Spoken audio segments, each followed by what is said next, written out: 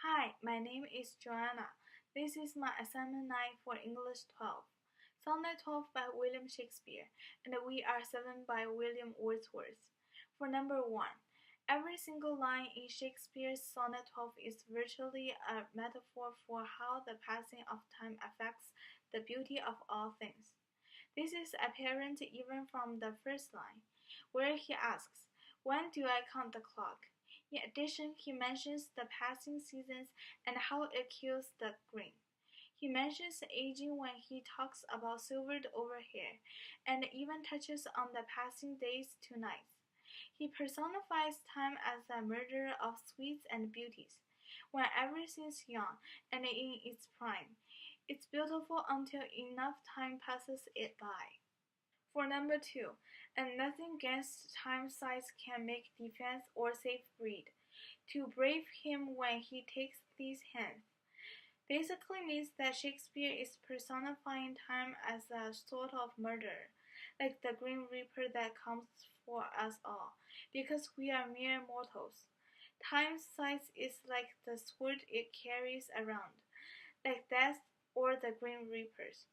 Because we are mortal and all going to die eventually, nothing can defend itself against the aging effects of time.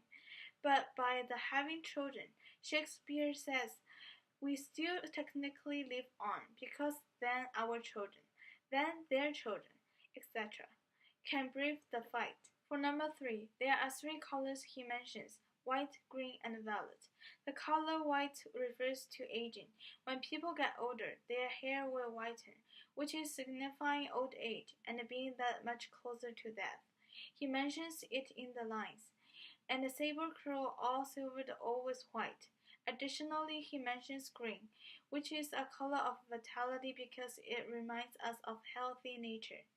However, come fall it is all girded up in shapes, because they are dying and the seasons are changing. The other colors is violet, which is also just the name of the flower. He mentions beholding the violet past prime, meaning its color is probably fading away because it's past its prime, or optimal age, and everything starts to go downhill after in terms of youth. For number 4, Wordsworth aims to elicit a sense of eeriness by evoking uncomfortable imagery with the words he uses. For example, in the first line he writes, "A simple child," but only 3 lines later writes, "What should it know of death?" When we think of a simple child, it's supposed to be a cute and peaceful image. But then contrasting it with the notion of death creates an uncomfortable, eerie, and ominous perspective.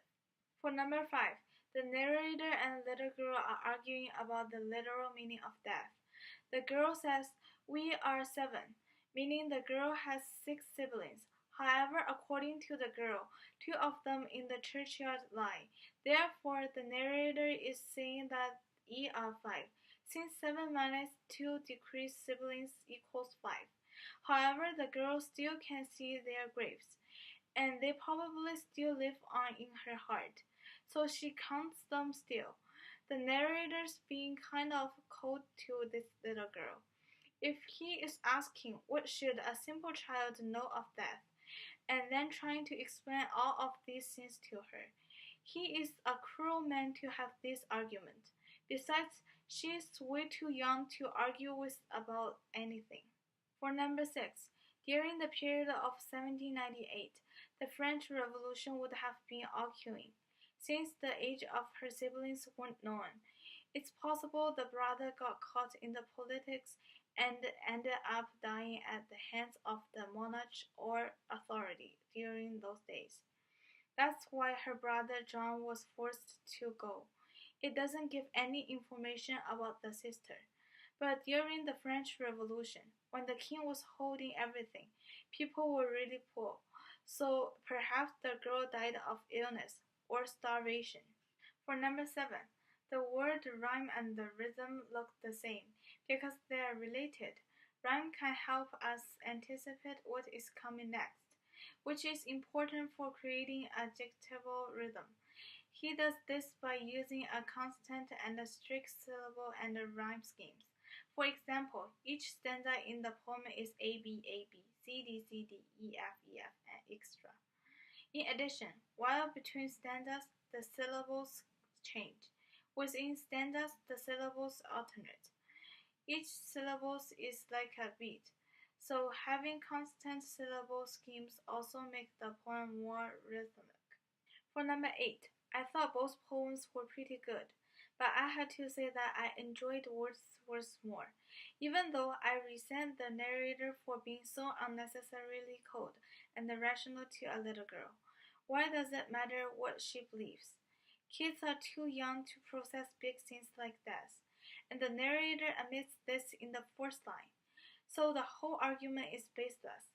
Nonetheless, struggling, I appreciate Wordsworth's poem because of the rhythm and the balance he adds to it, which ironically makes the poem seem lighter.